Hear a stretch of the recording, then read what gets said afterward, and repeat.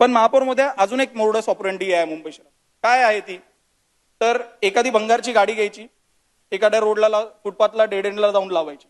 मग दुसरी भंगारची गाडी घ्यायची, बंद पडलेली गाडी घ्यायची, ती दुसऱ्या रोडला जाऊन लावायची, तिथेच बाजूला जाऊन लावायची आणि हळूहळू तिथे गॅरेज उघडायचं. असे अनेक स्पॉटवर आणि अशा अनेक बीएमसीच्या रिझर्वेशन प्लॉटवर सुद्धा गॅरेज. रोहनबाईला आठवत असेल, आठवतं ना रोहनबाई? के वेस्टला गार्डन लँडवर असं गॅरेज ओपन करण्यात आलं होतं. लँड जिहाद.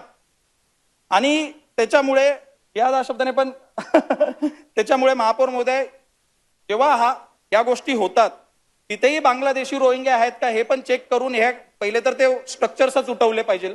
आणि अशा गाड्या लागता कामा नये म्हणून पोलिसांबरोबर संगनमत करून त्या गाड्या लगेच तिथून उठवल्या पाहिजे.